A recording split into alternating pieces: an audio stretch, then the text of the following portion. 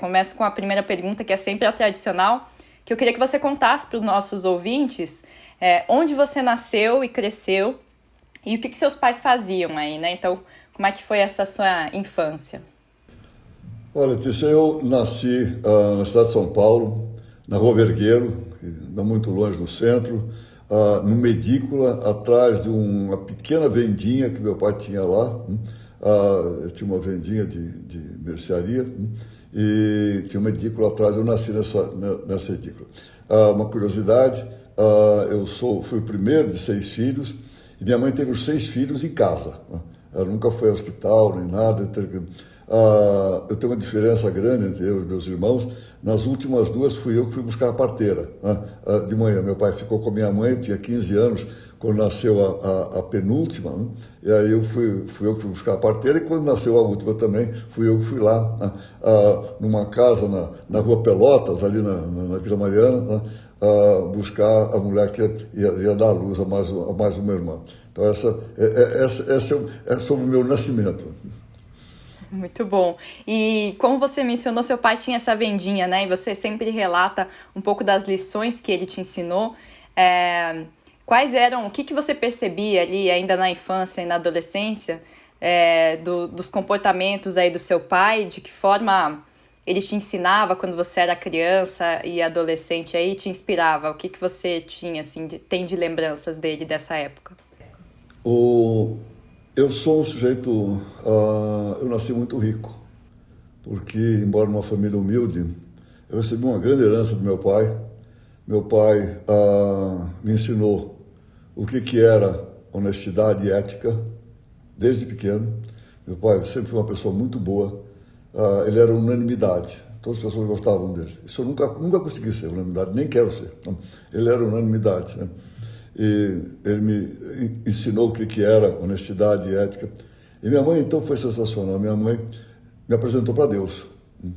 E realmente, muita gente pergunta qual é a força do Abílio, o que esse cara tem, coisa e tal. Eu não tenho nada de especial, né? Nada, não sou nem mais inteligente que os outros, nem nada. Se eu tenho alguma força, é a fé que eu tenho em Deus e a determinação que eu tenho de traçar minhas metas e ir buscar. É isso que eu tenho. Então, essa herança que eu recebi do meu pai e da minha mãe foram marcantes na minha vida, foram fundamentais na minha vida. E você mencionou também que sempre tinha uma ambição ali, desde a adolescência, embora não pensasse em ser um empresário, um empreendedor, o que você tinha de ambição? Você queria ser alguém, era isso? Qual que eram os seus objetivos iniciais aí de vida? Olha, Letícia, eu costumo dizer, inclusive hoje que eu falo para meus alunos, a gente escolhe o que a gente quer ser na vida. Essa história de dizer, não, porque o destino, isso, eu não acredito nessas coisas. Acho que a gente escolhe o que a gente quer ser na vida. Eu, desde pequeno, quis ser uma pessoa importante, quer dizer, não uma pessoa rica nem nada, uma pessoa importante, né? Que sempre quis ser um vencedor. E tem uma coisa até que minha primeira vitória, né, foi a vitória do lado físico. Quando eu era pequeno, eu era baixinho, gordinho, um verdadeiro pudim, até 12 anos. E o meu pai naquela altura, tinha uma padaria na Rua Tamandaré, no Cambuci, e ele me colocou num colégio, que é evidente que não existe mais. Esse colégio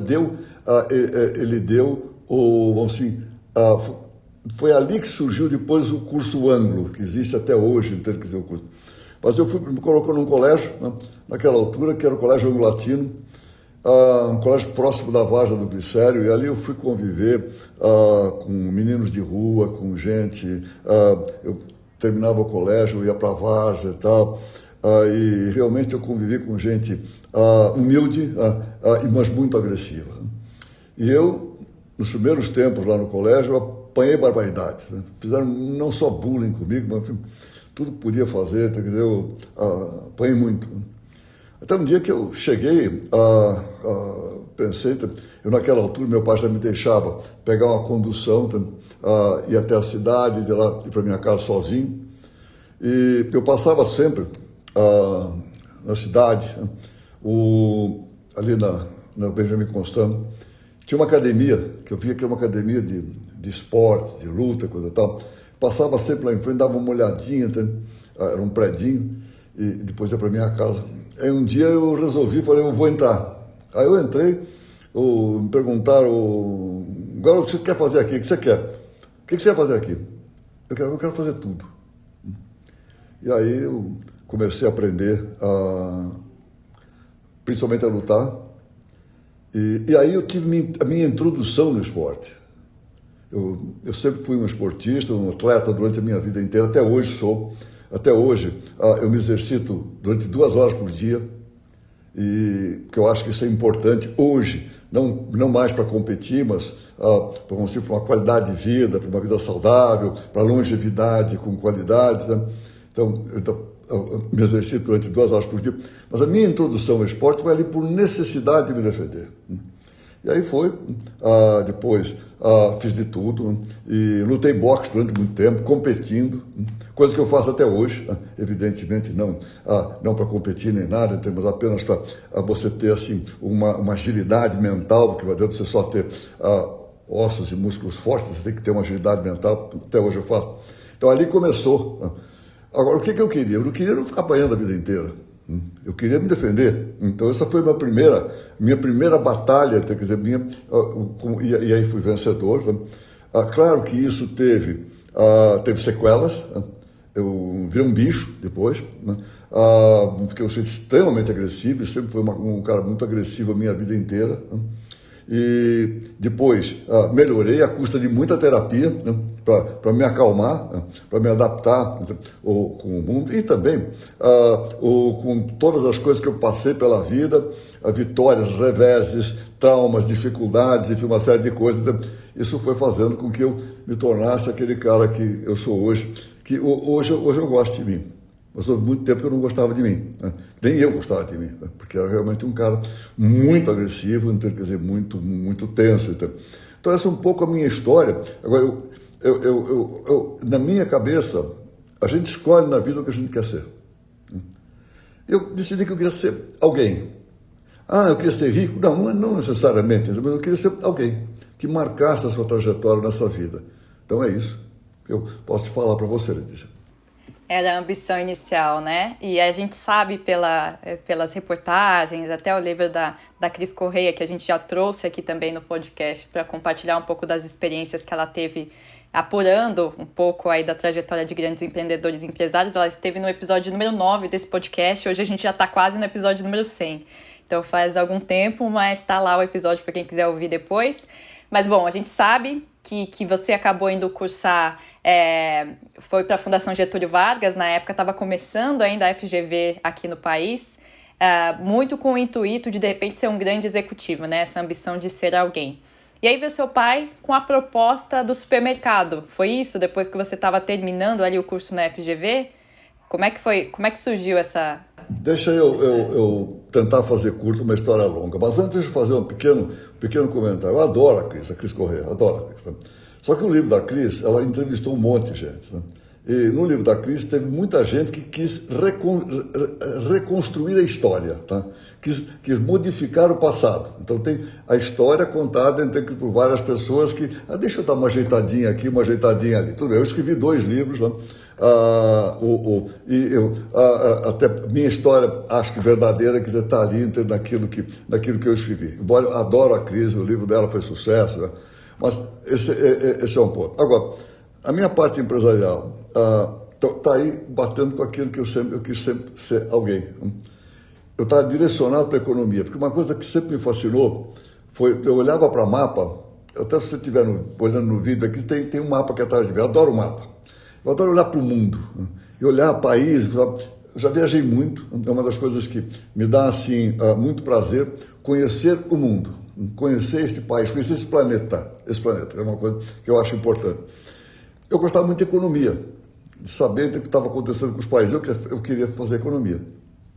Quando, de repente, eu estava no Mackenzie naquela altura, tinha tido já um upgrade em matéria de colégio, estava no Mackenzie, aí um colega meu, que estava lá comigo também, vindo no bonde, naquela altura você pagava o bonde, vindo no bonde comigo, então falou assim, você vai fazer economia, você vai fazer economia no Mackenzie mesmo, até para continuar jogando futebol e tal, o Mackenzie era uma força no futebol. Mas eu vou fazer um negócio que é administração de empresas, a gente administrar empresas. Meu pai tem uma empresa, então quer dizer, eu quero administrar a empresa. Eu falei, putz, esse negócio aí é capaz de ter mais dinheiro do que fazer economia. E naquela altura, então eu peguei e me direcionei para a GV. Uma grande escolha, adoro a GV, até hoje, hoje dou aula na GV, já há muito tempo dou aula na GV. Então isso para mim é uma coisa, foi uma escolha muito importante, eu me direcionei para isso. Aí eu fiz o curso da GV, foi a segunda turma da administração de empresa aqui no Brasil, aqui em São Paulo. E aí, o que eu vou fazer quando eu terminei o curso? Não tinha emprego, não tinha nada. Quer dizer, esse amigo meu que tinha me dado a dica de ir para a GV, tinha a empresa do pai para ir. Claro, tinha a empresinha do meu pai, pequenininha, que era uma doceira, onde eu já trabalhava há muito tempo. Mas aquilo não me dava satisfação, não me realizava. Aí eu decidi, eu vou continuar estudando, eu quero ser professor. Eu quero ser professor, vamos ver o que a vida tem pela frente. Aí eu fiz o application para Michigan State University, que é quem dava todo o suporte, né, didático para a GV naquele tempo, administração de empresa. E aí eu fui fiz a application. Quando um dia meu pai que estava construindo um predinho do lado da doceira, da Brigadeiros Antônio, e tinha em cima um andar superior, queria fazer um salão de festas para a doceira, e embaixo ele estava pensando em fazer um cinema, coisa parecida. De repente um dia ele chegou para mim, embaixo eu vou fazer um supermercado. Eu falei, que coisa interessante, mais uma mercearia. Eu falei, não é bem uma mercearia. Aí eu fui ver do que meu pai estava falando. Aí existiam naquela altura 10 lojas de supermercado em São Paulo. E depois, mais tarde, acabei comprando essas 10. Dentro do GPA, acabei comprando. Existiam 10 lojas. Eu fui visitar, fui ver, falei, putz, aqui acho que tem um business. Aqui acho que tem um negócio. E aqui acho que vale a pena ficar. Então, aí, eu desisti de ir para Michigan naquela altura. Fui mais tarde, só 5 anos depois, fui para a Columbia, fiz um curso de economia e tal. Já não era exatamente o que eu queria, mas pelo menos para morar fora, estar fora durante um determinado tempo. Tá? E ali me dediquei a começar esse supermercado com meu pai. E como tudo aquilo na vida, no meu relacionamento com meu pai dava as ideias e depois dizia, Abílio, vai lá e faz. E o Abílio ia lá e fazia. A relação com meu pai sempre foi extraordinária, espetacular, sensacional. Eu sempre adorei meu pai. Meu pai era a minha grande plateia. Eu fazia as coisas e para ver que meu pai dizia, puxa, que bacana que você fez. Um negócio assim, sensacional, minha relação com ele. Enfim, aí nós fomos pela vida fora, crescemos. Sim. Agora eu queria entender desse primeiro supermercado, quando você falou, tomou a decisão, vou ficar aqui. Tinha já essa ambição de, eu vou crescer isso aqui, vou comprar esses outros 10 supermercados que existem. Qual que era o seu plano naquele momento? Eu vou ficar aqui um tempo, ver o que dá, de repente eu vou para fora estudar depois. Qual foi o pensamento, o racional por detrás dessa decisão? O pensamento, quando eu vi, o que me entusiasmou naquela altura, né, foi o chain, a rede de lojas. Tá? Uma já tinha 8, outra já tinha 2, tinha mais uma outra, que era o Peg Pag aqui no Brasil, mais aqui em São Paulo, mais o Sirva-se com 2, e no Rio de Janeiro o Disco. Né? Eu via nisso, quer dizer, essa rede, essa cadeia, eu vi um negócio que podia crescer, assim, não via onde ia parar, podia crescer assim o tempo inteiro. Isso foi a grande atração, foi uma das coisas que eu mais fiz na minha vida, no negócio, no GPA, foi consolidações. Consolidei muito. Naquela altura, evidentemente, que não podia ter logo a primeira loja, depois eu vou comprar esses caras. Não era assim, tá certo? Mas foi estudar para crescer.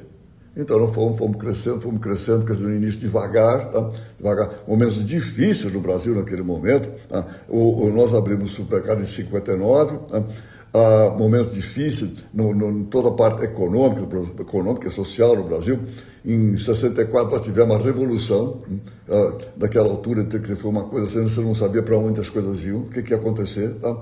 Eu tinha acabado a minha segunda loja, e agora? que eu vou fazer? Que eu vou fazer? Mas tudo aconteceu.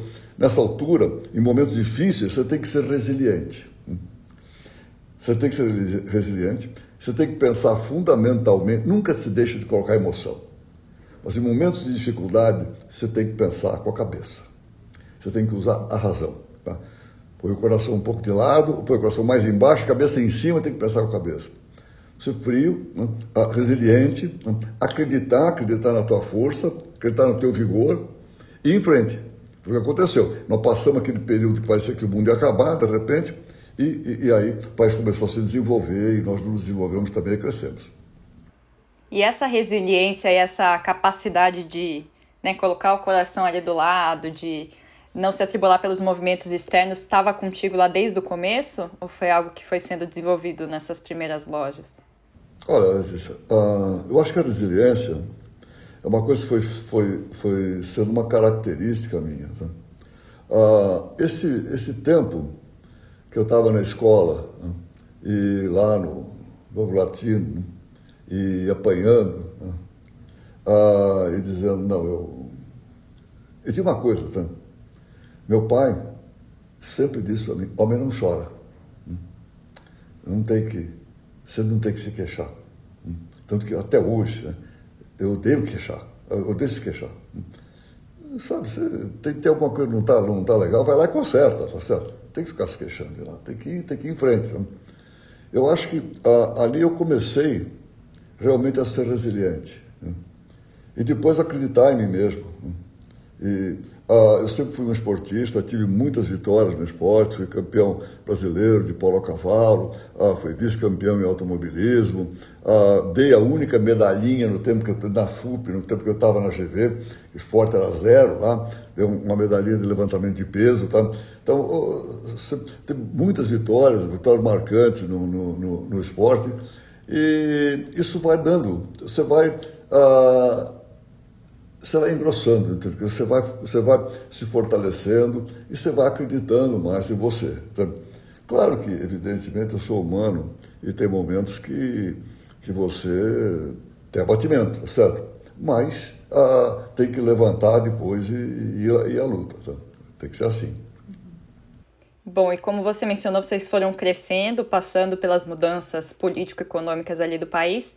Eu acho que um ponto que chama atenção na história foi quando vocês compraram a Eletroradiobras lá em 1976, lá na década de 70. Era uma rede grande e que estava, na época, endividada, né? Uma rede que tinha sido fundada lá em 1940 e estava passando por um momento complicado, muitos empréstimos ali com o BNDE, né? Que na época não era nem BNDES ainda, e passou por essa crise toda e vocês foram fazer essa aquisição. Como é que foi esse momento para você de adquirir, né? Você mencionou em alguns relatos que os bancos não acreditavam que vocês iam conseguir fazer essa integração, e não só a aquisição, mas essa integração posterior. Como é que ela foi feita? O que você tira de lições dessa época que podem servir aí até hoje para negócios? Você leu meu livro, né, Letícia? Então. Eu li os seus livros, eu li o que a Cris escreveu, eu vi as reportagens, a gente faz a lição de casa aqui direitinho. Você fez a lição de casa, realmente. Esse negócio da Eletroradiobras foi a primeira grande vitória em termos de business, em termos de negócio. A gente vinha crescendo muito. E aí eu já tinha...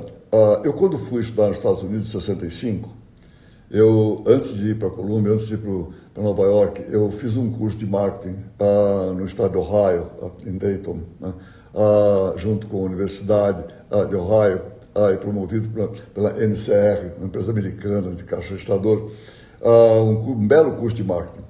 E ali, pela primeira vez, eu ouvi falar uns franceses meio malucos, né, que estavam fazendo umas coisas assim estranhas, tá?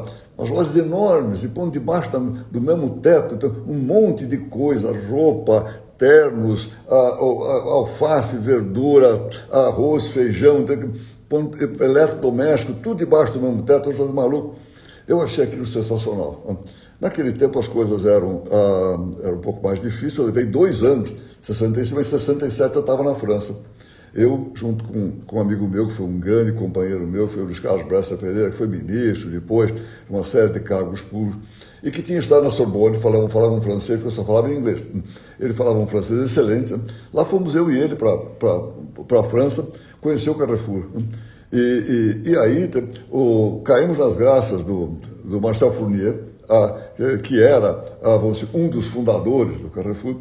O cara nos levou para almoçar na casa dele, né? Um negócio sensacional, um apartamento maluco na Avenida Foch, lá em Paris. Aí fiquei até caí nas graças, eu até voltei lá algumas vezes depois. Bom, aí copiei muito o Carrefour. Aliás, na minha vida, eu sempre fui muito mais um copiador do que um inventor. Eu sempre achei, vamos copiar, eu quero fazer alguma coisa. Tem alguém no mundo fazendo isso e fazendo bem? Então vamos lá ver quem no mundo faz melhor e vamos copiar. E depois, se possível, vamos adaptar melhor aqui para a gente. Isso sempre foi a minha linha. Não tem ninguém fazendo isso, fazendo bem. Então vamos desconfiar. Será que a minha ideia é boa? Não tem ninguém fazendo? Então, eu sempre fui muito mais um copiador do que um inventor. Aí fomos lá, eu copiei muito o Carrefour. Copiei tanto o Carrefour que depois eu consegui batê-los, né, violentamente aqui no Brasil, fomos vencedores junto com o GPA. Mas, e aí, o que aconteceu? A Eletrobras era uma enorme rede, né, de eletroeletrônico. Né? E aí eles viram aquele meu sucesso com alimentação, com aquelas lojas grandes, eles começaram a nos copiar. Então nós tínhamos as lojas grandes, os hipermercados, que nós chamamos de jumbo, que era o elefante. Né? E eles resolveram, para nos copiar e fazer melhor, né? Resolveram fazer lojas grandes também, que eles chamaram de baleia. Então, tinha o jumbo que era o nosso e a baleia que era dele. Só que eles fizeram aquilo de uma correria enorme, sem pensar muito, então acabaram quebrando. Eles tinham uma financeira, ficaram pendurados no Banco Central, eles pegaram muito empréstimo do BNDES, que eles ficaram entalados com o governo. E o governo naquela altura, o governo Geisel, naquela altura, o governo militar, tinha muito medo do desemprego, não queria desemprego, então, dá um jeito desse negócio aqui. Esse cara, esse moleque, esse amigo, vamos chamar esse cara aqui, vou conversar com ele. E nessa altura, me chamaram, tivemos uma negociação duríssima, com o governo, né? E finalmente nós chegamos a um ponto para pegar a companhia, para encampar a companhia.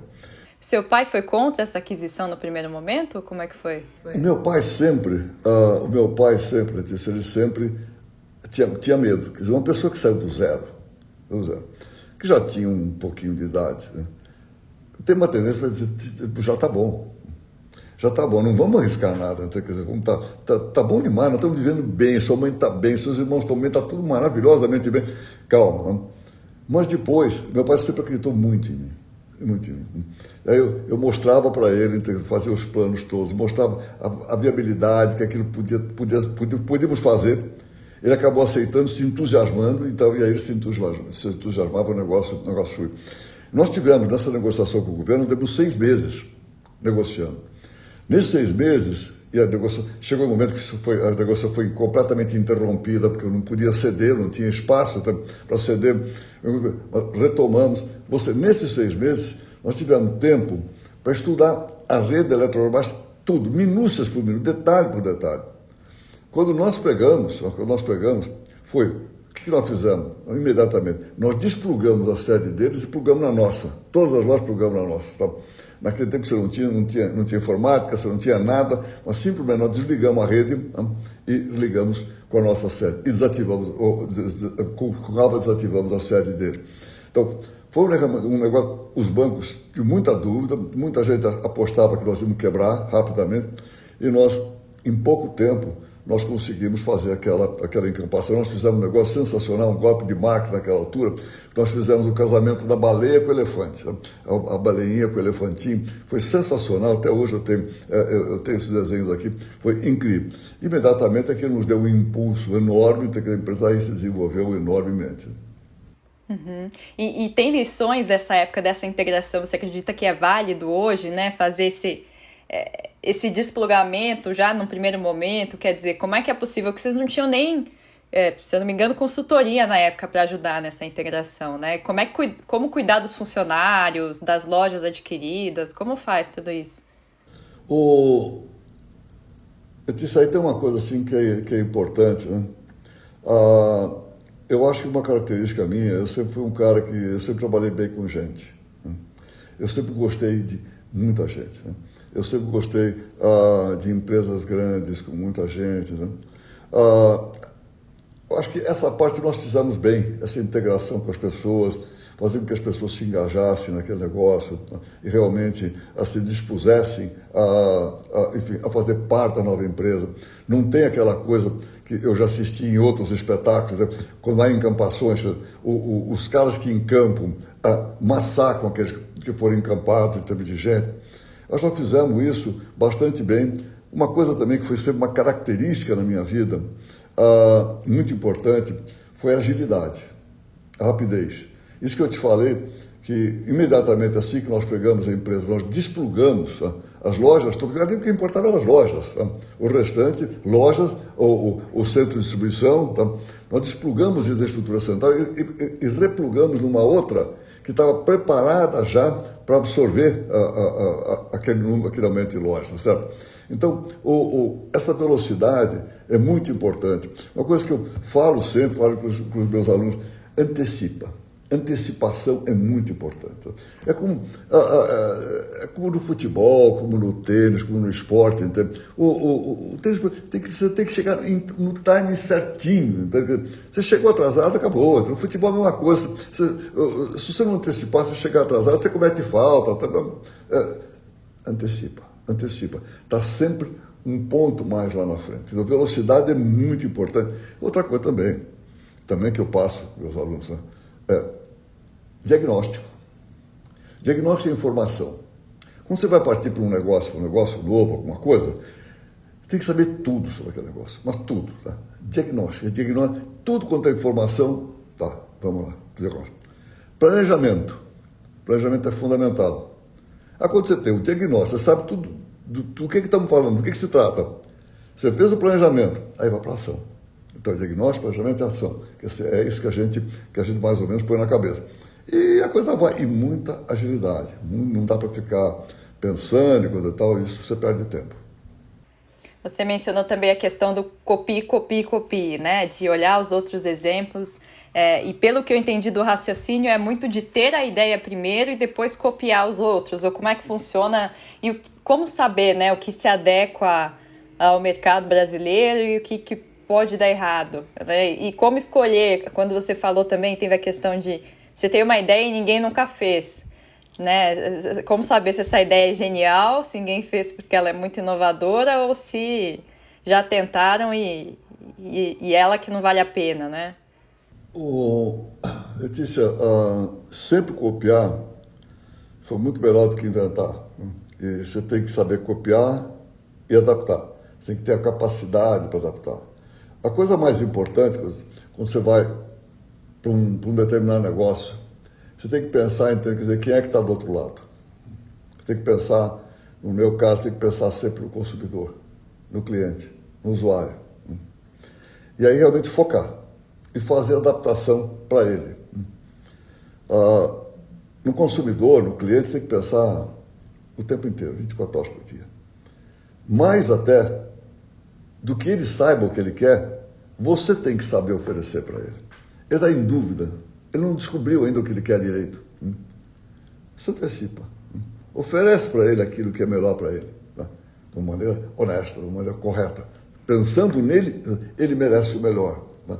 Quando você foca nisso, aí você pega qualquer ideia de fora e tal, que você está copiando, foca no teu consumidor, foca no teu cliente e faz as adaptações. Agora, é preciso fazer uma ressalva, né? O mundo de hoje é um tanto quanto diferente em certas coisas. Não é diferente quando eu falo foco no consumidor, foco no usuário, isso aí não é nada diferente, é exatamente assim, continua assim. Keep doing, continua fazendo assim, tá? Foca no consumidor. O que é diferente? O mundo de hoje caminha numa velocidade extraordinária.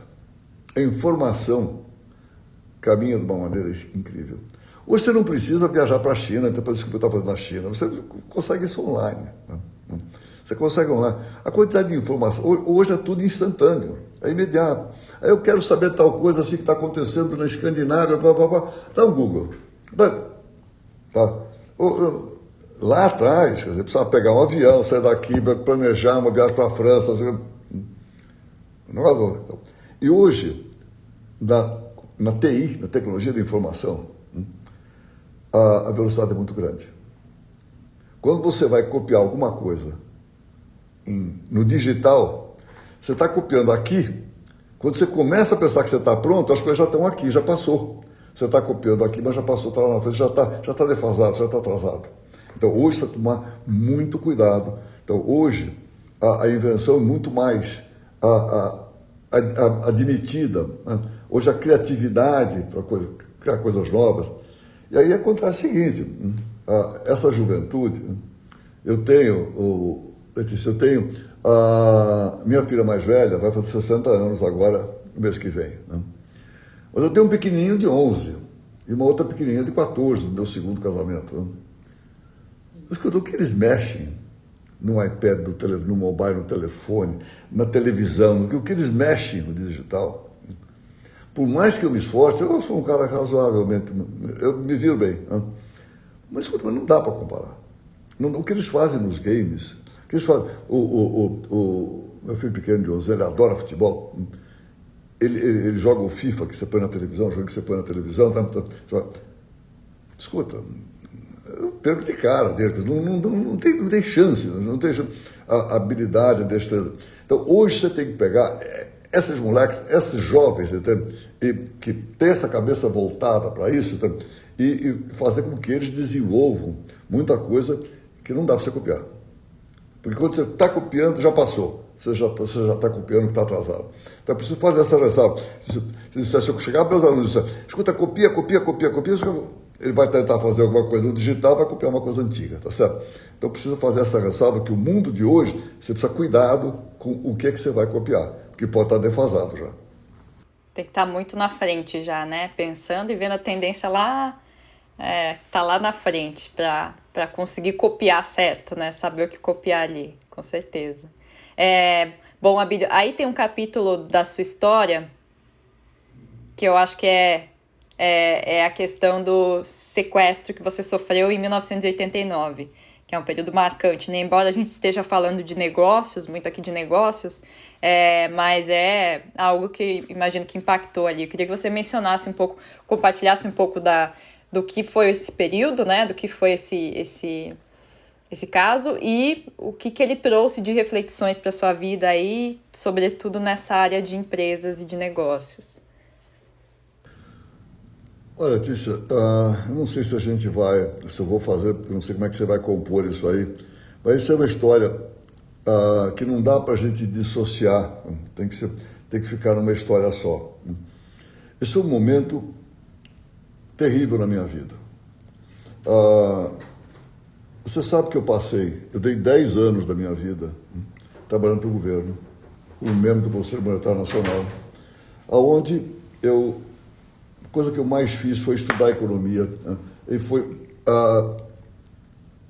foi viver olhando muito mais para Brasília do que para a minha empresa, tá certo? Passei 10 anos tentando fazer coisas importantes para esse país, tentando ajudar esse país. Eu, no final, acho que não fiz coisa importante. Embora tenha gente que acha que eu fiz, não acho que eu fiz nada tão importante. Mas passei 10 anos ali. E nisso aí, eu tive um período que a minha família, meus irmãos, então, ficaram mais sozinhos. Então, e realmente a empresa andou de lado e na realidade, no final, isso na década de 80, que eu considero a minha década perdida, então, a empresa caiu muito. E nisso aí meu pai deu muita força para eles, então, e surgiu aí conflitos de família entre eu e meus irmãos. Essas coisas acontecem. Eu não tenho a cabeça que eu tenho hoje, eu não tinha a cabeça que eu tenho hoje. Se eu tivesse essa cabeça, eu talvez tivesse conseguido evitar esse conflito, diminuir esse conflito entre eu e minha família, mas eu não consegui. Tá? Então eu estava debaixo de uma crise familiar muito forte, muito grande, a empresa se deteriorando enormemente, tá certo? E no meio disso aí eu fui sequestrado. Então o sequestro faz parte. Tá? de um conjunto de coisas, porque depois quando foi, eu saí do Conselho Monetário Nacional em 89, estava pronto para reassumir a empresa, para tentar fazer um turnaround, só que não deu tempo, não deu tempo, veio o plano Collor, o sequestro da poupança, aquelas coisas todas, tá? Isso num período de hiperinflação, tá? Uma coisa completamente maluca, né? Não deu tempo, né? A empresa em 90 quase quebrou. Então eu tinha um conflito de família, a empresa quase quebrando, e no meio disso aí eu fui sequestrado. Esse conjunto de coisas realmente mexeu muito comigo. É como eu costumo falar, as pessoas crescem muito mais na adversidade do que na prosperidade e na alegria. Muito mais. Eu, nesse confronto duro na minha vida, eu saí do outro lado. Saí vivo, saí do outro lado. Mas saiu um cara que começou a se modificar. Começou a ser um outro cara. E passar esse cara que vocês conhecem hoje, vocês estão cuidando comigo, que hoje eu me gosto.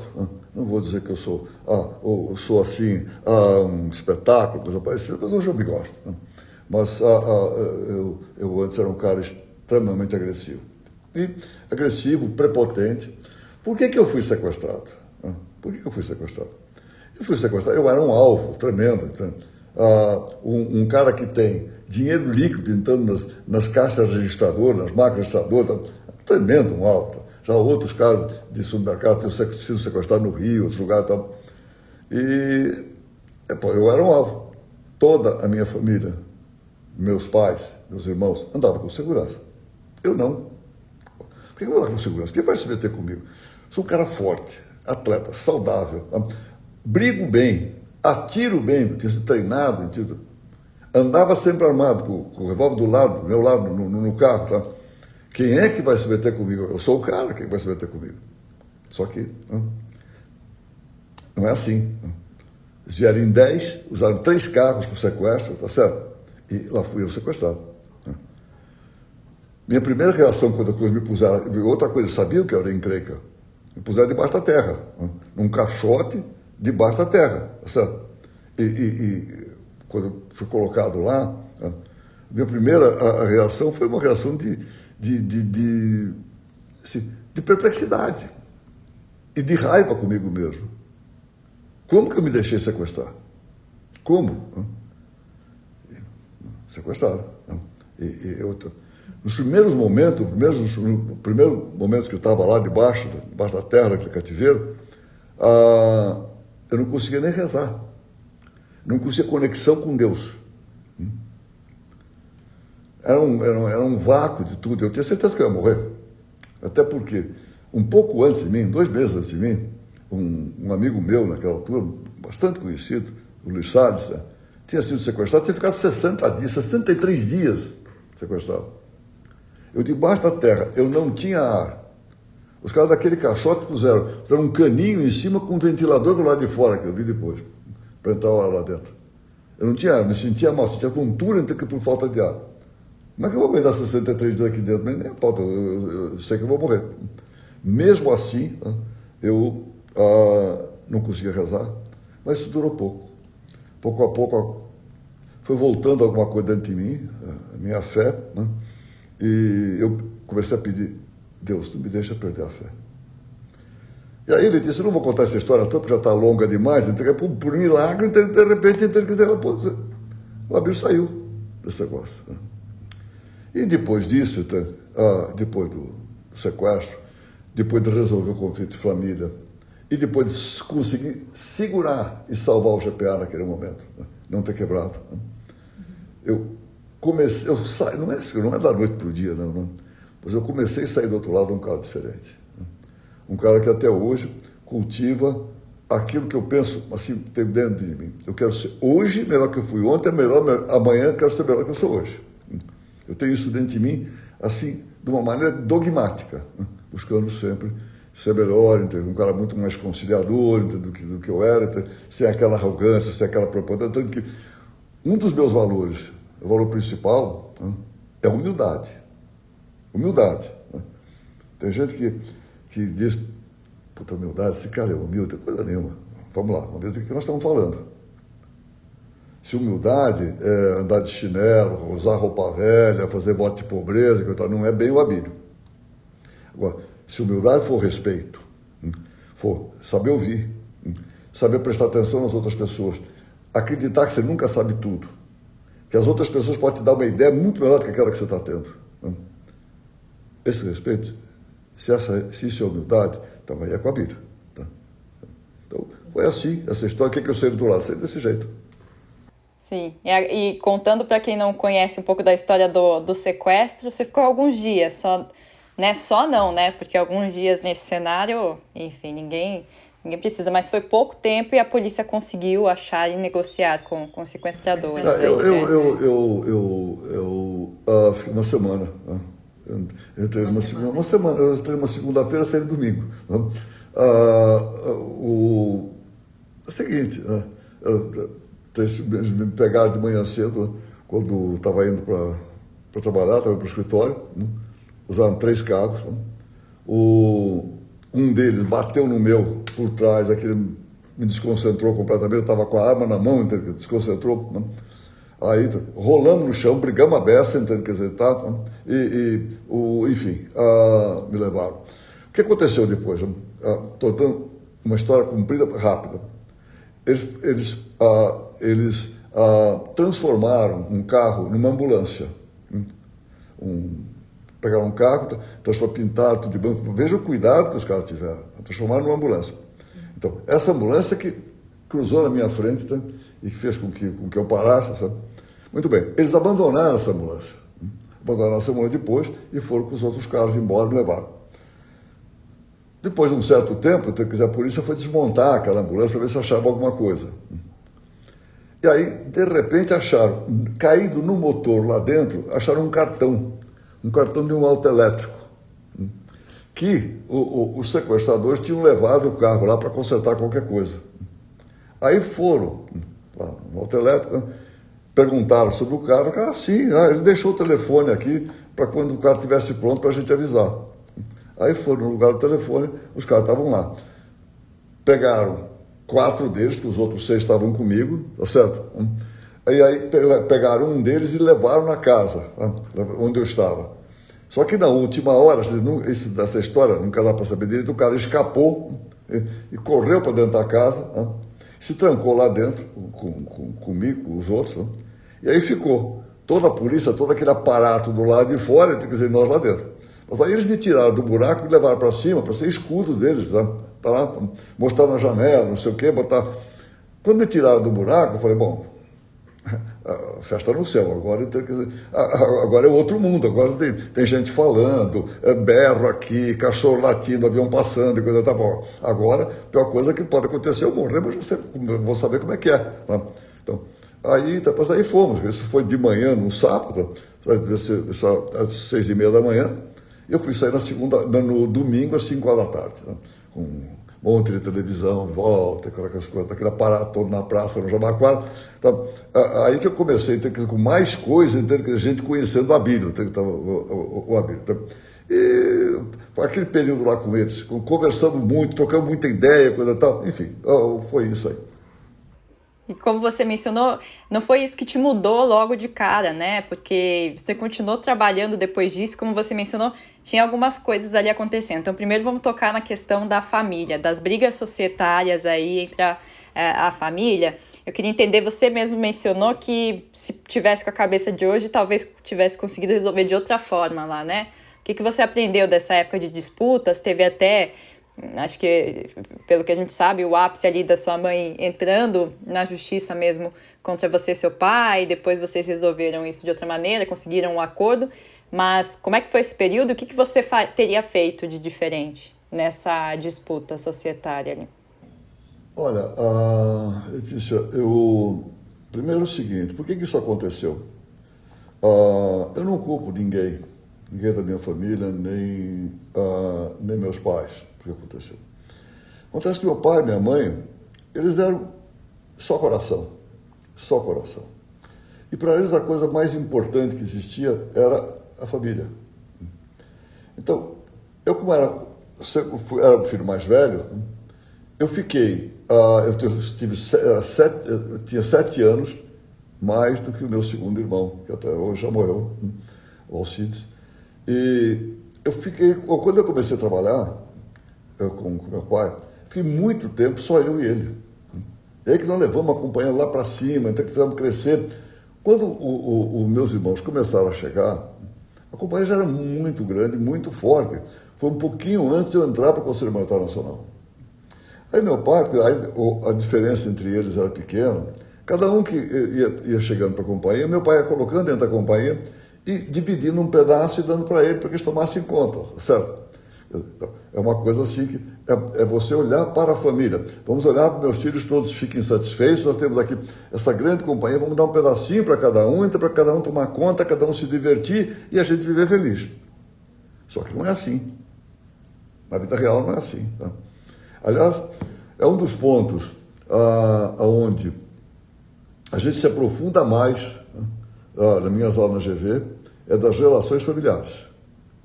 Realmente é um ponto que a gente se aprofunda muito, muito, muito, porque aí tem muito ensinamento que eu tirei daquela altura, tá certo? E aí, você diz, eu mesmo falo que eu agiria diferente. Eu virei um cara muito mais conciliador. Eu tentaria buscar uma conciliação, uma harmonia, uma certa acomodação. Naquele tempo eu era absolutamente radical. Radical. Taglinha, manda quem pode, obedece quem tem juízo. Não dá para você fazer isso com a família. Porque a empresa é uma coisa, mas depois de noite se encontra todo mundo na casa dos seus pais, como é que fica? Não tem isso, não tem? Mas você faz isso com irmãos. Ok, quem manda sou eu, tá? Não dá para você fazer isso. É por isso que você vai tomar muito cuidado, mas muito cuidado nas empresas familiares, nas relações familiares, tá certo? Eu discuto muito isso com os meus alunos, tá? Para que eles coloquem na cabeça, eu não fico ensinando coisas para os meus alunos, eu os levo a pensarem, a raciocinar, e a descobrir o que é melhor para eles, como é que é melhor fazer, tá certo? Não dá, nesse ponto eu sou absolutamente, aí sou radical, não dá para misturar empresa com família, nem família com empresa, principalmente empresas grandes, tá? Não dá para misturar. É o melhor caminho para destruir os dois, a família e a empresa, tá certo? Então, esse é um ponto que realmente as pessoas precisam prestar muita atenção nisso. Não dá para misturar, quer dizer, não dá para ter as duas coisas, o melhor método é criar uma holding que administre os negócios, tem uma solução, ou o jeito é não fazer sociedade com família? Como é que você vê isso? Até dá, Letícia, até dá. É o seguinte, o que eu recomendo sempre? Quando é uma empresa pequena, um pai que está trabalhando com um filho e tal, os cuidados não precisam ser tão grandes, sabe? Mas quando a empresa é maior e quando tem mais gente da família, tenta organizar a empresa, a chamada governança dentro da empresa, como se fosse uma empresa de capital aberto. Tenta criar regras. Escutem, nós temos grupos, mesmo no Brasil, tá, que estão muito bem preparados para isso. Eu cito um grande grupo aqui no Brasil que se preparou muito para isso, uma família enorme, que é a família Moraes, da Votorantim, tá? Eles vêm cultivando, então, quer dizer, a separação das empresas com a família há muito tempo e são muito bem sucedidos. Sabe? Nós, na Península, há muito tempo, mesmo do GPA, desde 2003, tá? Nenhum dos Diniz estava no executivo, nem eu, todos no conselho. Meus filhos no conselho, minha mulher que veio do GPA, a Geise, tá? Também todos no conselho. Aqui na Península, a mesma coisa, tá? Não tem ninguém como executivo. Tá? A gente organiza a governança, tem que tratar a empresa como se fosse uma companhia de capital aberto, tá? e corporation, sem dono. Tem que ser assim, empresas grandes. Agora, mas eu trabalho com meu pai, me dou bem, tudo bem. Uma, duas pessoas vai, tá? Mas quando você tem uma empresa maior, aí começam a vir, as gerações vão passando, começam a vir os primos, os tios, começa a vir um monte. E aí, você começar a dividir a empresa, o que eu dou para esse, o que eu dou para aquele? É o desastre. É o desastre, não dá para fazer isso. Tá certo, Abílio. E o último ponto ali mais grave desse início da década de 90 foi essa questão da crise financeira ali do Pão de Açúcar mesmo, né? Como é que foi sanear essa crise? E se tem lições que você poderia passar dessa época de medidas que vocês adotaram para empreendedores e empresas que estão sofrendo com a crise atual, né? Como é que você enxerga esse momento ali? Olha, Cris, o turnaround desculpa, Letícia, o turnaround do GPA daquela altura passou a ser um case até estudado, né? Até fora do país, então, que estudaram esse case do Pão de Açúcar, que foi um turnaround realmente espetacular. O que aconteceu? A razão da quase quebra. Porque, escuta, estava muito mais para quebrar do que se fosse apostar, estava 80% para quebrar e 20% para se salvar. Então, não tinha muito jeito. Por que aconteceu isso? Aconteceu porque ela já vinha se deteriorando. Durante toda a década de 80, ela foi se deteriorando, piorando. Uma empresa extremamente arrogante, tá?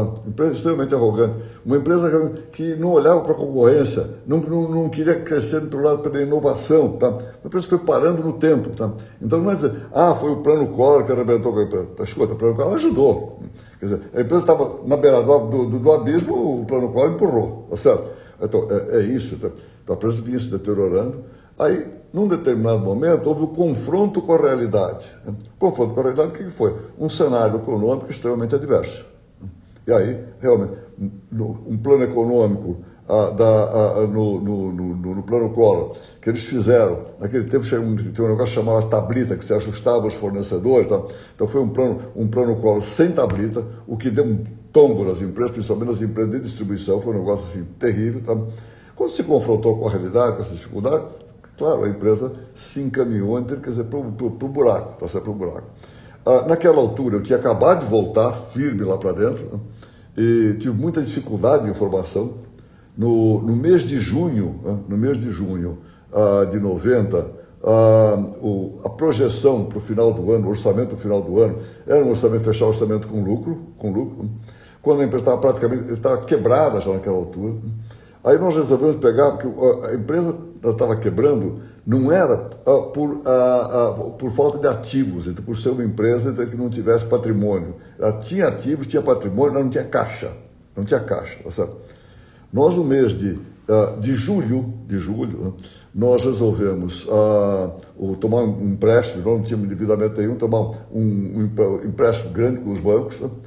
E nós tivemos, de 2 bancos, nós tivemos a oferta logo de cara, naquela altura, 500 milhões de dólares. Né? Naquele tempo era muito dinheiro, 500 milhões de dólares. Mas aí estávamos que o problema não é tão sério, coisa tal, vamos fechar com lucro e tal. Aí nós não, vamos organizar, vamos fazer debêntures, tá? Para a gente fazer debêntures conversíveis, para fazer isso vai sair mais barato. Entre julho e setembro, o crédito desapareceu completamente, nós não fizemos debênture nenhuma. Eu tinha 500 milhões de dólares oferecido em julho. Em setembro, eu fui a um banco, junto com um amigo meu, tá? O Roberto Teixeira da Costa, que tinha sido o presidente da CVM, tá? Fui a um banco, conversar com o banco, para pedir 10 milhões de dólares e sair com não. Tá? O banco negou, tá certo? E aí foi, tá? Aí, enfim, foi um esticar a corda, tudo quanto foi jeito, tá? Conseguimos segurar a parte de caixa. Tá? Aí o que eu recomendo, tá? O que eu recomendo nessa altura, tá? Para as pessoas?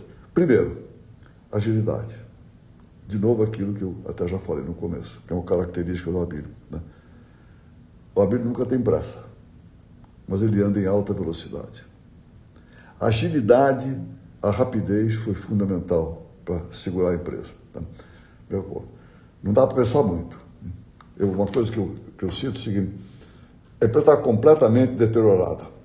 Eu peguei o primeiro nível de diretores, a primeira linha, e demiti todos. Puxei a segunda linha para junto de mim. E aí peguei a segunda linha e disse, demite a terceira. Demite a terceira. Tá? Com uma rapidez muito grande, que é a maneira de você realmente botar a empresa na mão e ter maneira de trabalhar. Nós criamos um mote, a empresa estava muito espalhamada pelo Brasil inteiro, né? O corte, concentre e simplifique. Né? Esse cortar, começamos a cortar tudo com as coisas mais longe, então, fomos cortando, fechando, vendendo e tal, reestruturando a empresa, todo o footprint, todas as lojas, reestruturando tudo aquilo, tá? E fomos encolhendo, mais centralizado, segurando mais na mão. concentrando muito, cortamos, concentramos e simplificamos. Simplificamos os processos assim de uma forma... Tem uma coisa assim que faz piada. Nós estávamos na sede, até 86, nós estávamos na sede da Brigadeiro, foi lá que eu comecei minha vida, que eu adorava aquele lugar, né? Aí a família decidiu construir um prédio na Berrina e tal, um negócio assim, uma torre. Passei 6 anos, os piores anos da minha vida. Mas a parte de informática acabamos ficando com as duas sedes, a da Brigadeiro e a da Berrina. A empresa expandia tanto, se alargava tanto, ficamos com as duas sedes. Lá na Brigadeiro, nós importamos um computador imenso, que parece que é só nós e a NASA que tinha outro igual, e tal. Tinha um tanque de água que fizeram lá, então, cavaram um estacionamento, fizeram um negócio completamente maluco. No fim, nós desenvolvemos aquele negócio, vendemos tudo com sucata, coisa e tal, destruímos aquele negócio todo. Fomos para uma rede de micros depois, pequeno, reorganizamos tudo. Então, essa coisa toda de simplificar, fazer o simples, ajudou muito. Corte, conceito, simplifica. Então, foi um mote que nós criamos que foi extremamente importante. E outra coisa, agilidade. Não dá para esperar. Você sente que você vai quebrar, não espera quebrar, faz as coisas hoje enquanto dá tempo, enquanto você está vivo. Tá? Fundamental. E outra coisa, desculpa só, e mais uma coisa que eu acho importante. Uhum. E caixa. Cuida do caixa. Caixa mata. Se não tiver caixa, morre. É por isso que a gente ia morrer. Cuida do caixa. Uhum. Essa questão das demissões ali, né, nos cortes de pessoas, parece um movimento um tanto quanto até eu estava conversando com outros colegas que já assistiram, cobriram de alguma forma suas palestras, já tiveram entrevistas e eles recordavam muito desse ponto de cortar a primeira diretoria, promover a segunda, cortar a terceira, né? Mas o quanto isso não é um ponto... isso não é simplificar demais, né? A maneira de... Se fosse hoje, você faria a mesma coisa, porque você não corre o risco de perder alguns talentos essenciais que estão nesse meio, que foram cortados. Foi um ato extremo, necessário naquele momento. Como é que você avalia? Letícia, tem certas coisas, que aquela metáfora, trocar a turbina do avião com o avião voando. Então, tem jeito, você não troca, se você não arriscar, você vai cair, você vai morrer. Tá? Você vai morrer. Não adianta, a tal história da velocidade, não adianta pensar muito. Tá?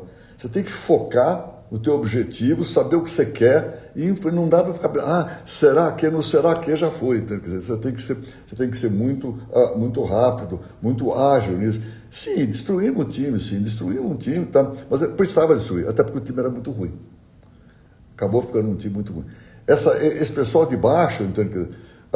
Eles se transformaram um bocado, entende? Se transformaram. Porque eles estavam embaixo da primeira linha, estavam um pouco, vamos assim, sufocar, com uma panela que está com a tampa em cima. Então, você tirou a tampa, esse pessoal respirou um pouco, ficaram melhores, ajudaram bastante. Os de baixo, o terceira linha, quando sumiram, lá os de baixo deles, então, nossa, ficaram ferozes. Então, você faz uma certa transformação. Isso aqui é garantia de sucesso? Olha, talvez seja, né? Porque você tem que tentar. Você pega uma pessoa que está doente, que está desenganada, você não vai dizer, poxa, não vou dar isso aqui para o cara, de repente o cara vai ficar isso ou ficar aquilo. Você vai tentar tudo. No momento difícil tem que ser determinado, tem que ter garra, tem que ser determinado. É assim, vai ser assim, tem que ser feito. E pronto, né? E vai. Bom, avançando na história, teve essa recuperação, teve um IPO, teve depois listagem de ADRs, enfim, mas eu queria pular para um capítulo que é a questão, que é também uma questão em grandes empresas e que é difícil para muitos fundadores ou para muitas pessoas que tocaram ali os negócios durante muito tempo, que é sair essa migração da cadeira executiva para a cadeira do conselho de administração, né? Que isso aconteceu ali a partir de 2003 no Pão de Açúcar. Que a gente teve o Augusto Cruz, na época, o executivo assumindo. Como é que foi para você esse momento? Se pudesse voltar hoje, você teria feito alguma coisa diferente, né? Porque tiveram uma sucessão ali de presidentes ou candidatos à presidência do Pão de Açúcar. Foi fácil, foi difícil desapegar? Como é que foi esse processo para você? Olha, Letícia, eu vou dizer o seguinte, não foi difícil, pelo seguinte, eu sempre dei muito bem com meus filhos, muito bem, né? Tanto que hoje, eu posso dizer, eu estou vivendo meus melhores momentos da minha vida, tá? Porque os meus filhos adultos são meus amigos, a gente convive juntos, viajamos juntos, né? E tem os pequenos que é uma delícia, quer dizer, ter criança pequena em casa, até eu costumo brincar, dizer o seguinte, eu não posso parar de trabalhar porque eu tenho criança pequena em casa. Então, é mais uma motivação para você ir em frente. Né? Não foi difícil, o que nós fizemos naquela altura, nós começamos a trabalhar com uma pessoa, com um americano, que até está aqui no Brasil hoje com a consultoria dele, que é o John Davis, né? Começamos a trabalhar com ele. Fomos para os Estados Unidos, ele veio para cá, nós conversamos lá, eu e meus filhos, tentando projetar a vida como ela. Você deve pensar, quando você vai pensar na vida, pensa 5 anos para frente, como é que deve ser? 10 anos para frente, 15 anos para frente, vai até onde você puder enxergar, vai levando, como é que você quer a tua vida? Trabalhamos isso e chegamos à conclusão de que era melhor para nós, depois de ter passado todas as coisas de família, tudo era melhor para nós, nós tocarmos a empresa, transformá-la cada vez mais em corporation, ela ter menos o rosto do Abílio, menos o rosto da família Diniz e ter ser uma empresa realmente profissional. Isso foi feito, foi bem feito. Para mim não teve nenhum trauma. Para o João Paulo também não. A Ana Maria, minha filha, que me ajudou muito durante a reconstrução após a crise de 90, tá? Me apoiei muito nela. No João Paulo. Mas a Ana sentiu mais. O João não teve muito problema, ele tinha outros negócios, a Ana sentiu mais. E eu não senti muito, porque eu sempre fui uma figura, que essa figura existe nas governanças, o Executive Chairman. Né? Eu sempre fui um chairman presente. Eu não saí da sala compartilhada que nós tínhamos, tá certo? Eu senti, foi um aperto da garganta, quando no primeiro dia de trabalho, no ano de 2003, eu olhei para 2 mesas na frente do outro lado da sala, onde sentava o João Paulo e a Ana Maria, aí vi as mesas vazias, você engasga, tá certo? Porque você não é livre das suas emoções. Mas eu sempre fui um executivo chairman, eu continuo sendo hoje aqui na Península um executivo chairman, eu me ausento quando eu quero, tenho aqui o pessoal, tem a Flávia Almeida que é a CEO, entende? Quer dizer, ninguém mexe no terreiro dela, coisa e tal, mas eu estou aqui presente, coisa e tal, sempre fui um executivo chairman. Então, para mim, não foi tão traumático, tá certo? Eu acho que é isso que eu recomendo para as pessoas, que quando vão passar o bastão, assim, numa corrida de revezamento, tá? Vão passar o bastão, seja para a família, seja para alguém, para o executivo, coisa e tal, faça isso de maneira organizada. Faça isso de maneira. Criem a figura do executivo. Tem gente que acredita, mas se o fulano de tal estiver lá, coisa e tal, não muda nada. Escuta, tem que saber, tem que ser competente para você fazer a profissionalização para valer. Tá? Você não pode ficar lá fazendo de conta. Eu continuo tudo a mesma coisa, só que eu fiz de conta, botei tal cara lá para ser o presidente ou coisa parecida, mas quem manda sou eu. Não pode ser assim. Você tem que realmente saber, ser realmente capaz de fazer essa transição para valer, realmente para valer, tá certo? E conosco foi muito para valer. Desse ponto foi muito importante eu ter um sócio de fora, ter um sócio francês, que é o Casino, naquela altura. Foi muito importante, porque já existia uma governança organizada, tá certo? Com gente deles, inclusive no conselho. Isso foi muito bom, foi muito rico isso, tá certo? Eu já vinha com uma companhia de capital aberto desde 95, tá? Com os acionistas todos olhando para a gente. Então essa transição foi boa. Erramos no primeiro, não erramos muito, não. Então, quer dizer, tanto que o Augusto Cruz, que foi o primeiro presidente, uma figura magnífica, um cara sensacional, mas chega um momento que a coisa se desgasta um pouquinho, então, acabou saindo, mas um cara extremamente capaz. Depois, se só tiver mais um presidente, até chegar o Cláudio Galeazzi, né, que aí foi festa no céu. Né? Cláudio Galeazzi, trabalhando comigo como com o executivo chairman, promovendo que o Cláudio vinha para ficar 2 anos só. Né? Então, promovendo um cara já para suceder, foi o melhor período do Pão de Açúcar. Foi que nós crescemos a beça, foi um período sensacional. Sim. O Cláudio, a gente também já trouxe aqui no podcast, deixar um recado para quem está nos ouvindo. O O episódio dele, se eu não me engano, é o de número 13 do podcast, então tá a história lá dele completa. E as muitas passagens aí, inclusive ele fala da passagem de como ele começou no Pão de Açúcar e tudo mais. Bom, aproveitando que você citou a questão do Casino ali, um acionista que entrou lá na companhia em agosto de 99, né, segundo foi anunciado lá na época, esse grupo francês, e depois em 2005 tem esse novo acordo ali, que o senhor inclusive classifica como seu maior erro empresarial, né? No seu último livro, inclusive, tá descrito isso como seu maior erro. Queria que você contasse um pouco de como é que foi feito esse acordo e o que você teria feito de diferente se fosse feito de novo aí, né? Olha, fosse negociar. Letícia, esse contrato de 2005, eu já falei isso várias vezes, foi o meu grande erro empresarial, tá certo? Eu faria de novo tudo direitinho. Faria de novo, tá certo?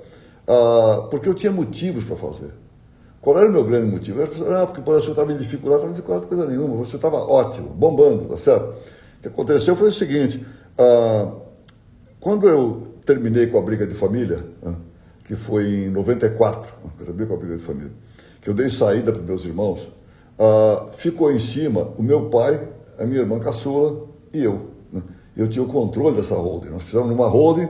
Eu tinha 51, meu pai 30 e qualquer coisa, minha irmã 10 e pouco, tá? Éramos os três em cima. E meu pai sempre manifestou um desejo, né? A empresa crescia, você pega 94 para os anos 2000, a empresa é completamente diferente, enorme, tá? Meu pai sempre demonstrou desejo, sempre meu pai pensando na família, tá certo? Que a família se beneficiasse mais disso. Né? E aí, o que eu quis? Eu quis transformar essa holding, fazer com que essa holding, desmanchar a holding e fazer com que a holding tivesse ações preferenciais do GPA, do Grupo Pão de Açúcar. Para que a família pudesse vender as ações, se beneficiar mais diretamente disso e não numa holding que recebia dividendos em cima de uma companhia de capital aberto, tá certo? Então, esse foi o grande motivo de eu fazer isso. Sabe? Meu pai, inclusive, demonstrava uma coisa que ele queria muito, ele já estava com idade, meu pai morreu com 94 anos, já estava com idade, que ele queria fazer isso e queria doar isso para os filhos. Eu fiz, né?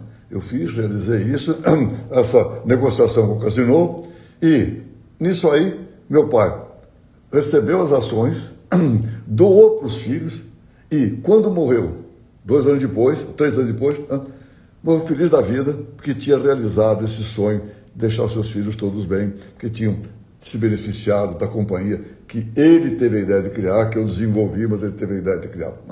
Então, essa foi a motivação. E eu faria de novo. Só que qual é o ponto? O contrato eu faria bem feito. E aí eu não posso pôr culpa em ninguém, nem advogado, nem no Casino, nem ninguém, então pôr culpa em mim. Eu negligenciei o contrato. Eu não fui no detalhe. Eu tive uma dúvida grande. Nós estávamos construindo o contrato, fazendo negociações. Eu saí do Brasil, fui a Paris, conversar com o Jean Charles naquela altura, para tirar algumas dúvidas da minha cabeça. E ele falou, mas que isso, não sei o quê, está saindo de lá os dois abraçados. Eu negligenciei o contrato. Então, o erro foi da vida. Então, o que eu recomendo, inclusive para meus alunos e para todas as pessoas? Quando você vai contratar qualquer coisa, aquele instrumento é o instrumento mais importante que você pode imaginar. Presta atenção, vai no detalhe. Você vai alugar uma casa, você vai comprar um carro, olha aquelas letrinhas pequenininhas que estão no contrato, lê tudo. Tudo. Prevê o futuro. Tem uma coisa, uma frase que eu gosto muito, que eu desenvolvi, que a melhor forma de prever o futuro é construí-lo. Construa o futuro. Eu quero que seja assim, assim, assim. Coisa que eu não fiz naquele contrato. Então, esse é o ponto. Você vai contratar, contrato direito. Isso aí depois, eu não vou nem culpar os franceses, sabe? Não, porque o Abílio quis fundir o GPA com o Carrefour, e aí o Casino não quis, tudo isso é besteira, tá? o importante, quer dizer, foram coisas importantes, tá? Muito importantes foram feitas. Tá? Se o contrato tivesse sido bem feito, nada disso teria acontecido. Tá? Eu teria feito esse negócio, teria talvez ter fundido lá atrás aquele negócio, teria feito o negócio com um contrato bem feito. Não foi. Mas, esse é um ponto importante. Já estamos numa boa. Tá? Desde 2016 eu fui a Paris, almocei com o Jean Charles no Chez Rothschild, na casa do Davi Rothschild, eu e o Bill Yuri, que me ajudou na negociação, almoçamos 4, conversamos, tomamos um bom vinho e nos falamos de vez em quando e tal, quer dizer, não convivemos, mas temos um relacionamento excelente, que eu acho que é uma coisa muito boa, que demonstra que o que aconteceu foi um episódio. Foi um episódio que a gente lamenta, mas foi um episódio. Uhum. E como é que foi esse almoço, né?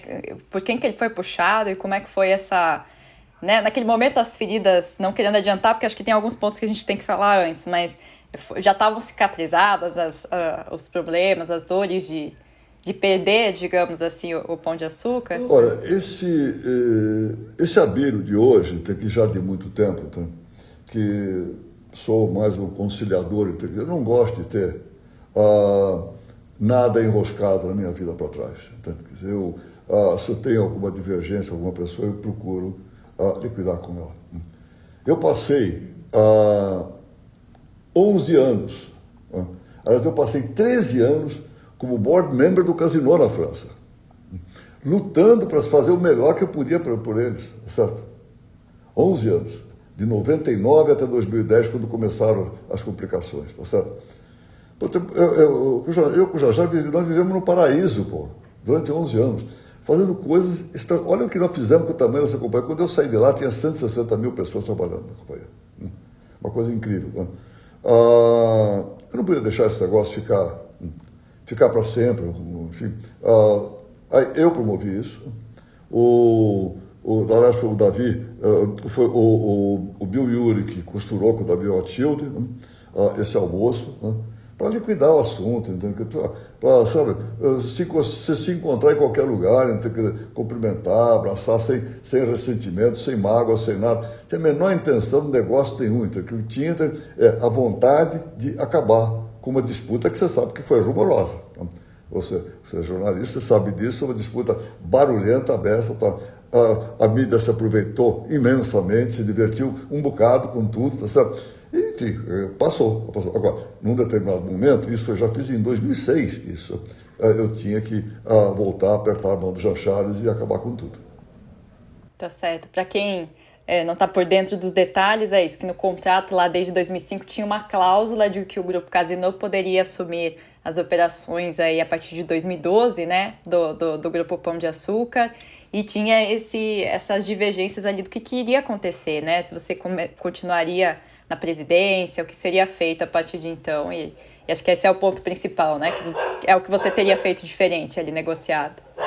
Isso aí, acertar, prever todas as coisas que poderiam acontecer, quer dizer, ser mais explícito, botar mais folhas no contrato, se for preciso. Tem que escrever, você não tem que economizar papel, tem que escrever tudo, para prever tudo que possa acontecer pela frente. A gente não fez, ou deu complicação. Sim. Tem um ponto antes digamos assim, da disputa vir a mídia, né, de ter toda essa questão começar ali a ser ruidosa, que em 2009 foi um ano importante para o varejo como um todo, uma série de mudanças, e para vocês, o Grupo Pão de Açúcar comprou primeiro Ponto Frio e depois Casas Bahia, as duas principais redes de eletrodomésticos e eletroeletrônicos do país. Como é que foram essas duas aquisições? Queria que você compartilhasse, porque acho que tem curiosidades, né, assim, se elas foram muito diferentes, parecidas. Teve muitas questões com os clients aí pelo que saiu na mídia depois, né? Como é que foram essas negociações e por que esses alvos aí?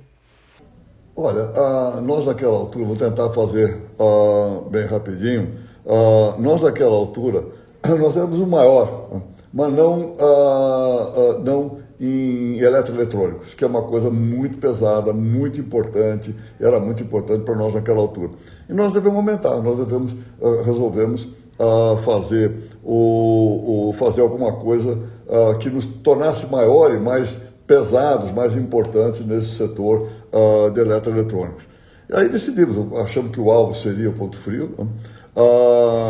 Eu, numa determinada altura, fui a Nova York conversar com a Lili Safra, né, que era a principal herdeira do Ponto Frio, e aí se iniciou uma negociação, e a coisa que foi interessante é que nós negociamos bastante, e num momento em que o banco dos vendedores, né, tinha marcado para se fazer a Final Binding Offer, quer dizer, a oferta vinculante final, isso era para ser uma segunda-feira, e nós trabalhamos exaustivamente no final de semana. Quando foi na segunda-feira de manhã, a gente anunciou que a gente tinha fechado a negociação. Foi um barulho danado, os outros concorrentes no mercado ficaram loucos da vida e coisa e tal, mas tudo bem, isso foi divertido.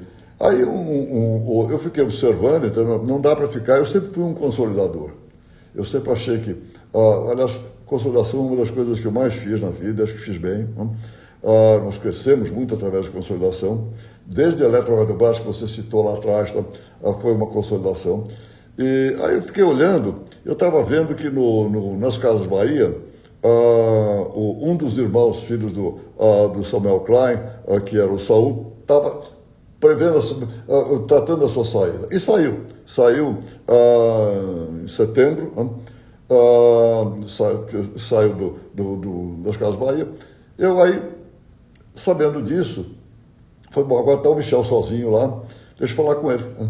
E aí liguei para o Michel, marcamos um encontro, ele veio de helicóptero, meu filho João Paulo tinha um escritório aqui embaixo, no Itaim, e ele desceu do helicóptero, desceu no escritório do João Paulo, para a gente conversar assim, sem barulho, sem rumor nenhum. Veio ele e o filho dele, o Rafael. Aí começamos a conversar. Isso foi em setembro e no começo de dezembro nós fizemos a transação. E foi uma transação muito boa para todos os lados. No começo, a família, o Samuel, coisa e tal, estrelou um pouco. Nós não vendemos nada, nós fizemos uma associação, a mídia explorou muito, que tinha sido uma venda. Tá? Mas passou, foi um grande negócio para eles e um negócio excelente para o GPA também. Foi muito bom. Em um ano nós dobramos a companhia. No ano 2009, na realidade, dobramos o tamanho da companhia do GPA. Sim. E vem o capítulo ali, né, depois de alguns anos, mais a rede crescendo e tudo mais, essa questão que a gente discutiu do acordo que vocês fecham em setembro de 2013 e anuncia a sua saída aí do GPA com esse acordo com o Casino aí. Eu queria entender, embora sejam muitas questões aqui, mas a gente fala muito aqui também sobre a parte psicológica, né, de como é que fica o empreendedor, o empresário nesse momento. Como é que foi para você lidar com todos esses sentimentos, né, durante primeiro as discussões ali, todas as brigas, os conflitos e o sentimento de deixar aí a rede? Você, enfim, falou sobre como o Abílio foi evoluindo como pessoa ali, mas tem coisas que são naturais do ser humano, de querer ganhar, de querer, né, conquistar e de estar perto de uma rede que você construiu aí praticamente do zero, né? Como é que foi para você aquele momento? Os sentimentos. Olha, Letícia, tem várias maneiras de você ganhar o jogo. E uma é você ganhando ali dentro do jogo, e a outra é você se reinventando para um jogo novo. Quando a briga com o Casino, a coisa se, enfim, ficou clara que tinha uma briga, que tinha um conflito, para mim ficou muito claro também que não dá para continuar junto e quem tinha que sair seria eu. Eu levei muito tempo para sair, porque eu queria sair sem não compete. Eu queria sair para fazer o que eu quisesse. Né? E não queria nada. Eu queria essa transformação das minhas ações ordinárias em preferencial para me vender para o mercado e ponto. Né? Só que nós levamos aí 2 anos, né, nesse conflito para chegar nesse ponto. Mas quando eu configurei que tinha acabado a minha estada dentro do GPA, é evidente que dá uma certa tristeza. Mas isso durou muito pouco. Porque logo eu comecei a pensar o que era o GPA? Uma tremenda uma companhia enorme, lojas, gente, 160 mil pessoas, realmente uma empresa vencedora, uma enorme empresa, mas uma empresa feita de lojas. Agora, o que é o verdadeiro, o que era o verdadeiro GPA? O verdadeiro GPA era a cultura feita em cima dos meus valores, dos meus pilares, que estava lá dentro. E isso, quando eu saísse, eu ia levar comigo. Quando eu configurei isso, que não é que eu ia deixar o GPA, eu estava deixando uma parte do GPA. A outra parte eu estava levando comigo. Os meus valores, a minha cultura, a minha cabeça, meus pilares, iam embora junto comigo. Isso me possibilitava a reinvenção, que eu me reinventei. Eu fui para a BRF, eu entrei no Carrefour, eu desenvolvi a Península enormemente, tá? Enfim, eu fiz a reinvenção. Por quê? Porque aquilo que é a essência veio comigo, né? Que é minha cultura, meus valores, meus pilares, isso veio junto comigo, tá? E a coisa veio, foi bem.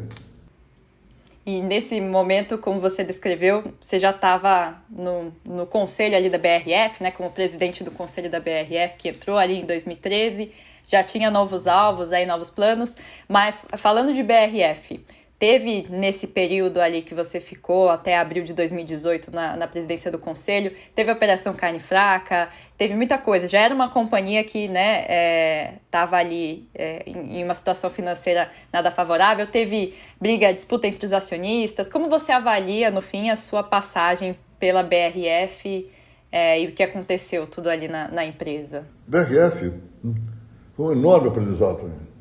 Eu vivi a BRF com muita intensidade.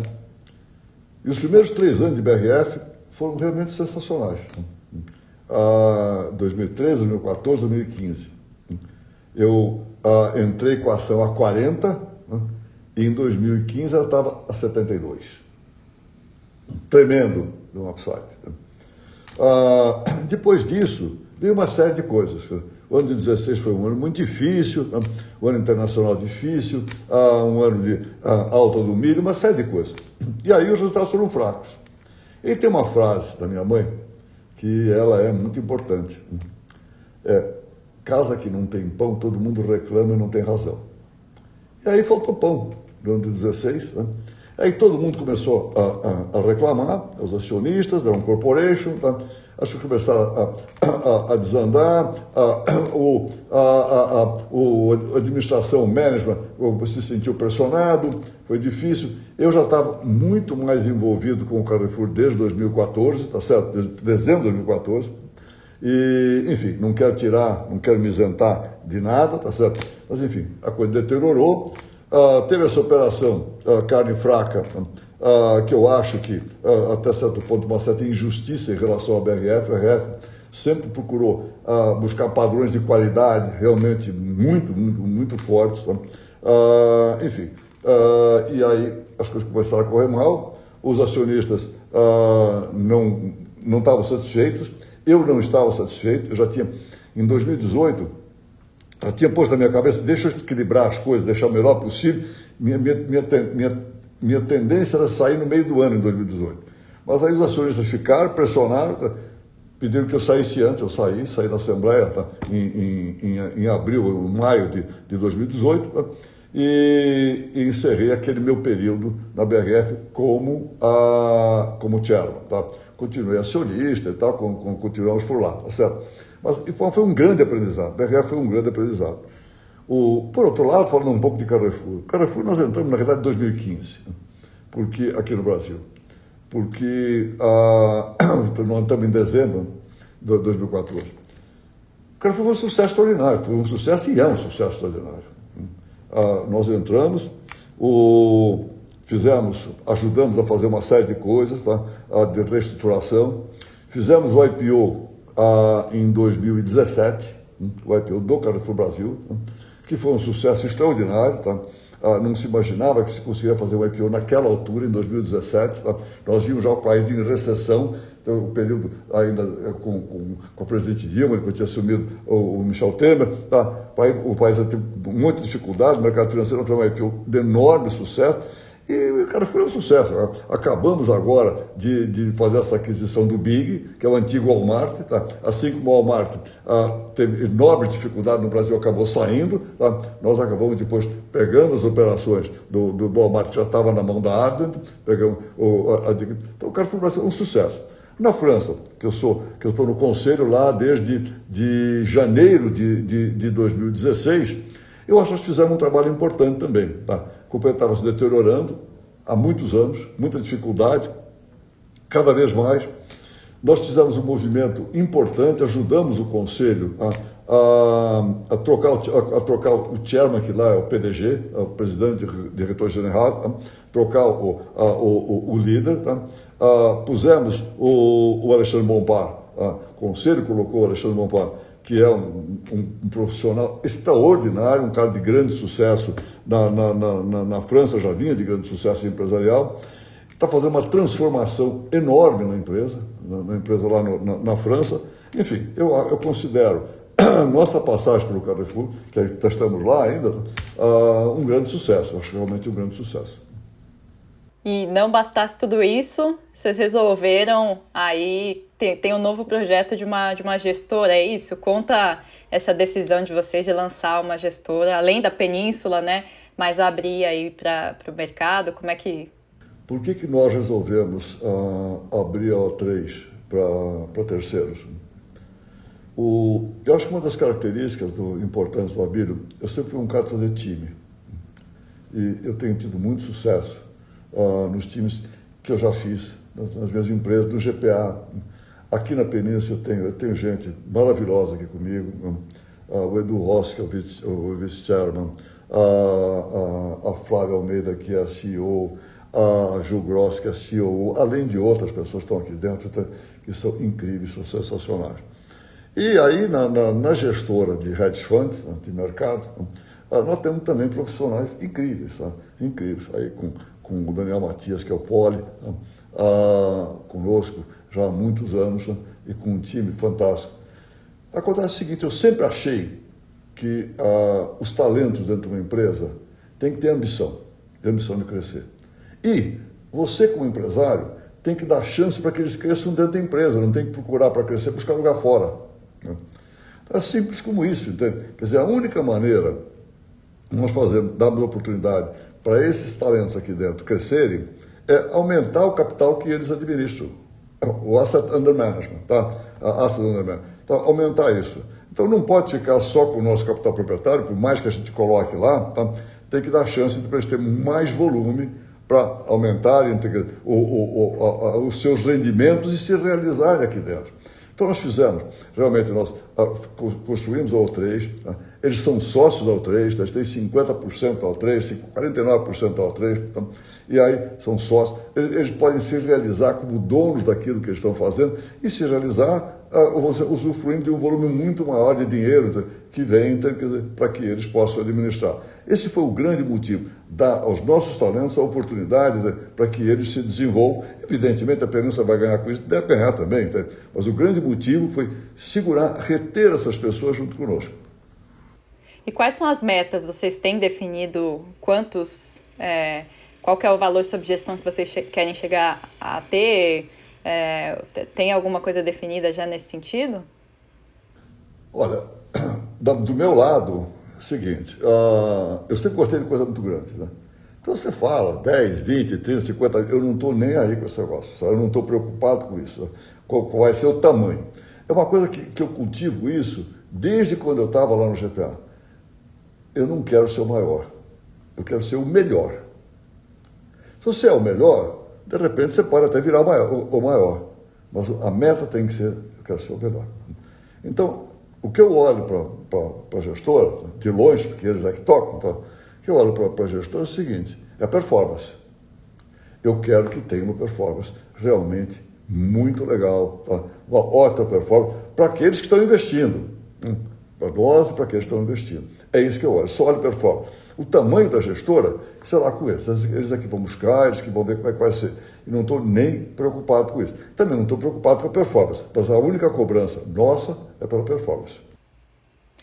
E Abílio, por último, se tivesse que resumir todo esse tudo que a gente falou aqui, né? Contando a sua trajetória, tem um conselho que você gostaria, de repente, de ter recebido quando você iniciou sua trajetória ou em algum momento específico e que você passaria esse conselho para quem, de repente, está pensando em abrir, está começando o seu negócio, está tendo que se reerguer aí após essa crise? Que conselho você daria para quem está engatinhando nesse caminho empresarial aí?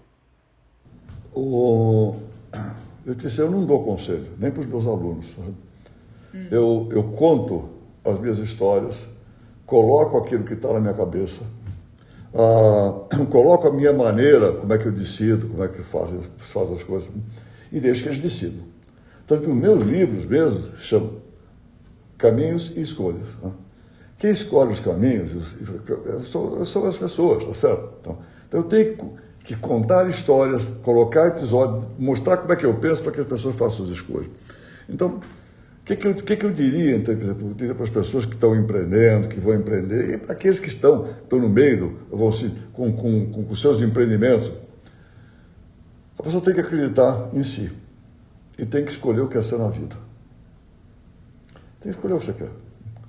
Escolha ser grande, escolha ser importante, não necessariamente o maior, nem necessariamente o mais rico, nem o que tem mais dinheiro. Mas escolha que você quer fazer alguma coisa importante nessa vida. Eu costumo dizer o seguinte, nesse mundo, são mais de 7 bilhões e meio de pessoas que existem nesse planeta. Você vai dizer o seguinte, bom, mas entre 7 bilhões e meio de pessoas, poxa, eu não sou ninguém. O que sou eu entre 7 bilhões e meio de pessoas? Engano. Eu sou único em 7 bilhões e meio de pessoas. Quem é que vai me substituir? Ninguém. Posso substituir o que eu faço, mas não o que eu sou. Quem vai substituir você, Letícia? Ninguém. Posso substituir o que você está fazendo, o seu trabalho, todas as outras coisas. Mas você ninguém substitui. Então, se nós somos únicos, nós temos que olhar para nós mesmos e ter um propósito. Acreditar em nós tem um propósito na vida. E meu propósito meu hoje não é exatamente o propósito que eu tinha quando eu tinha 40 ou 50 anos. Mas tem certas coisas que são muito claras e seguem uma tendência. Primeiro, eu quero ser feliz. Eu sempre pus a felicidade como meta lá na frente, a meta máxima. Eu quero ser feliz. Aí eu quero aprender e compartilhar. Aprender e compartilhar. E é por compartilhar que eu estou aqui, fazendo esse podcast, conversando com você, com muito prazer, para poder compartilhar. Agora, decide o que você quer ser na vida. Decide o que você quer fazer. Traça o seu propósito. Porque você é único entre mais de 7 bilhões de pessoas. É isso.